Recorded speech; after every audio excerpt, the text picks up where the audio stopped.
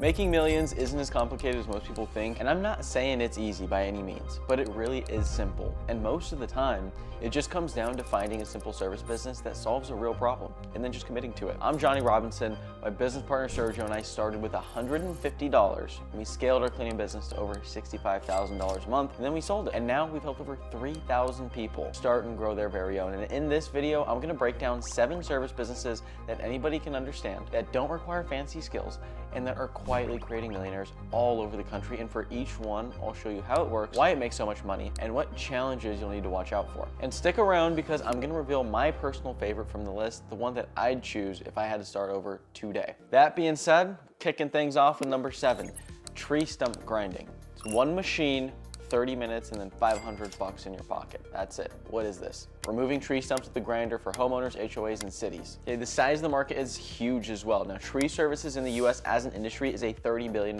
industry, and stump grinding is a profitable niche inside of it. Some examples of companies crushing it are Stumpies and Stump Grinding for Less report clearing $250,000 to $500,000 annually with just a couple of grinders and one crew. Why does this work though? Because stumps are ugly, they're dangerous, and they're hard to remove, and people happily pay top dollar to get that done. This does require a little bit of startup capital. I'd recommend $5 to $15K for a grinder. You can buy a used one to get started and then reinvest into a nice one as you make profits. But you're making $300 to $800 per job, and an operator can realistically complete 2 to 3 jobs a day, resulting in 6 figures in revenue. Now, something you can do to start getting customers is partner with local tree trimming companies. They most of the time will only do the cutting of the trees and not the stump grinding because you need so many specialized tools. So it would be an easy partnership for them to sub out or refer all of the stump grinding to you, and then you just give them a kickback. And if you're watching this, you're like, well, how do I price it? All you gotta do for any service business is call your local competitors, get like 5 to 10 quotes, and then just price to the higher end of the market. They've done all the market research for you and they know what people are buying. If they have reviews and they're established on the internet, that means they're making money. So just copy them. You don't have to reinvent the wheel or have to Google around to figure out what you should price. You could even take this business a step further and start with just finding somebody who already has the equipment and then subbing out all the job. My buddy Chris Corner, who some of you have probably seen because he's blowing up on the internet right now. He runs a remote stump grinding company where he just subs out all the work to subcontractors, and he's at about $500,000 a year in his first year of launching this business. So even if you're on a budget, let's say, you don't need to come out of pocket to buy the equipment first. You can just go find a subcontractor, and that's as simple as picking up the phone and making a few calls, seeing if local stump grinding companies need more work. My take on this is that it's a niche service with insane margin. It's a perfect first step into blue collar money, but this next one takes the same boring work, turns it into recurring subscription money. Because keep in mind, stump grinding, you're always hunting for the next deal. Number 6 is mosquito and tick control. Now, killing bugs equals recurring revenue because they keep coming back. Now, what is this? It's spraying yards for mosquitoes and tick prevention on a subscription basis. I'm sure if you're watching this right now, you live in a home, you've had a door-to-door salesman from companies like EcoShield or Moxie, where they build these huge door-to-door sales teams and they come pitch you for subscriptions at $97 a quarter or something like that. Well, there's a reason those door-to-door sales reps make so much money, because once you get these people on the recurring subscription, it's very hard to get off of that. It's very sticky revenue because bugs keep coming around, and as long as you come around and you keep spraying, it's a very low cost to service business. You spray a couple chemicals and boom, the bugs go away and you make a recurring subscription. It's kind of like a software business, just in person. And pest control is a $26 billion industry, and mosquito services are one of the fastest growing niches inside this industry. A big example is Mosquito Joe grew from a small Virginia startup into a nationwide franchise with hundreds of locations, and then they later exited and sold that business for millions upon millions of dollars to Neighborly Brands. And why does this work? Like I said, customers hate bugs, they love their patios, they love their homes, and they're gonna keep paying it every single month. Now, if you wanna do this in person and not sub it out, you're gonna need about 10 to 20K for sprayers, chemicals, licensing. But once you get that done, you're earning $50 to $100 per treatment, not per customer, but per treatment.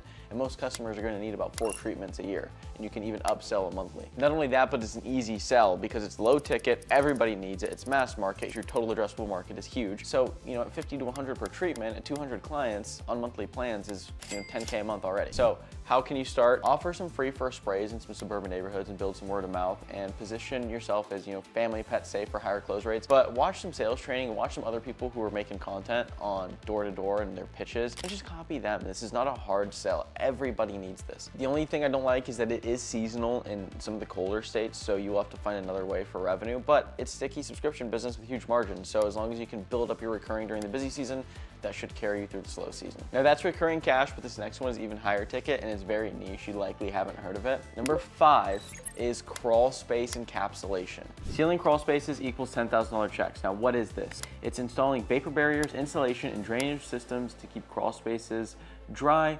mold-free, and energy efficient. The US home improvement industry as a whole is over $500 billion, and crawl space encapsulation is one of the fastest growing specialties in this space. There's a ton of franchises now that are popping up that are offering this service and offering this as a business opportunity to people who want to get into it because it's high ticket and you can make a ton of money. And guys, by no means am I making any claims here saying you're gonna watch this video, see a business that you love, and you're gonna go make millions of dollars. All of these take work. Now, that being said, what are some examples of people that are actually crushing in this business? Well, there's a company called 58 Foundations in Waterproofing. There's JES Foundation Repair, who do millions annually with individual encapsulation jobs, averaging $8,000 to $15,000 per job. It's insanely high ticket. And homeowners hate mold, they hate pests, and they hate water, and you can't have water damage in your house. On top of this, realtors and home inspectors constantly push these jobs out to these service providers. Now, you will need a little bit of startup costs, about 3 to 10K for equipment and materials. But as far as earnings go, jobs average 5 to 15K with some hitting 20K plus. So your job becomes network with realtors and home inspectors who can refer you clients to get started. Now bundle this with basement waterproofing to double your average ticket size. All you need is a couple jobs. You need like 4 or 5 jobs, you're at $1 million business. My take on this, it's dirty work, but the paydays are absolutely massive. And speaking of massive paydays, the next one is a business model that completely changed my life. This is number 4. This business is called remote house cleaning.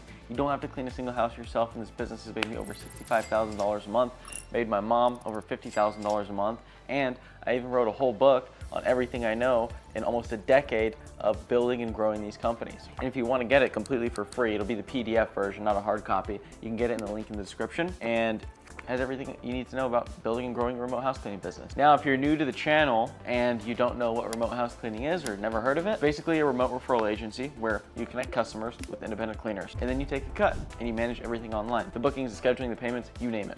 The cleaning industry is worth over $40 billion, and no one company owns even just 1% of the market, which is insane. There's not many industries like that. Think about how Airbnb built an empire without owning any hotels. Remote cleaning is the same idea. You don't clean houses yourself, you just connect homeowners or renters with trusted cleaners. And that's why we've seen operators in markets like Dallas, Phoenix, Miami, San Antonio, you name it, build 20, 30, even 50K a month businesses. I've even seen 250K in a month, right? In just a couple of years.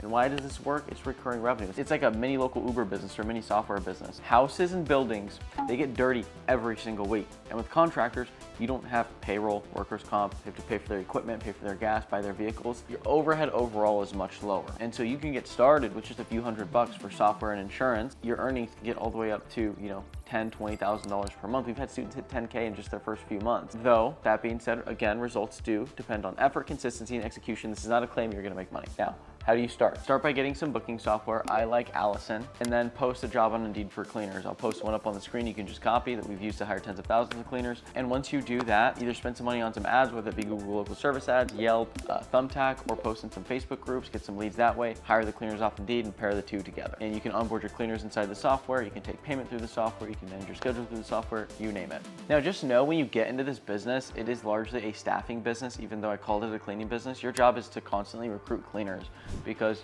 your cleaners will start to ask you for more money, or they'll call out, or they'll start to give you headaches sometimes, and you don't want to be at the whim of your cleaners. You want to have a solid bench that you can plug at any time. So pro tip, always recruit cleaners weekly. Your team is basically your product. This is the one that I'd personally start all over again. It's scalable, it's remote, and it's very simple. And I'll tell you a quick story actually. One of our students, Gordon, who I actually have the full case study in that book in the description if you want to grab that completely for free. He started this as a side hustle while working his 9 to 5 in his very first month. He did about $8,800 in revenue, but by sticking to the remote cleaning method, he scaled up to over $70,000 a month in about 2 years.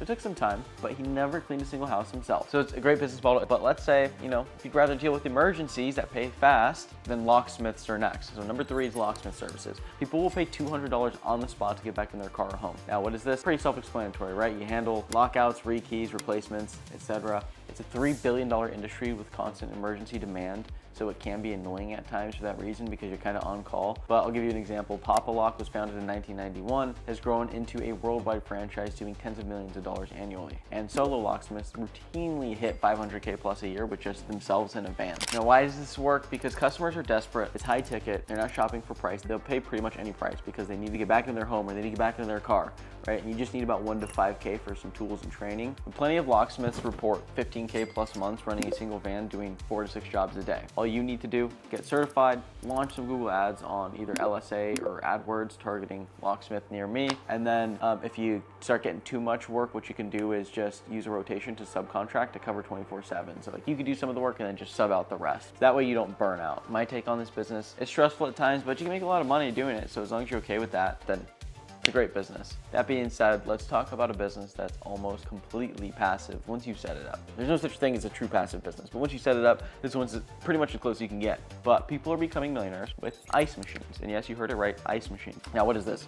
It's an automated kiosk that makes and bags ice on site, and customers pay by the bag. I'm sure if you're watching this, you've probably bought ice from an ice machine before. Sales of ice in the United States tops $4 billion, and obviously demand's gonna spike in hotter climates and for events and holidays, things like that. But Ice House America has 3,500 machines nationwide, and some franchisees are earning 100K plus annually per unit.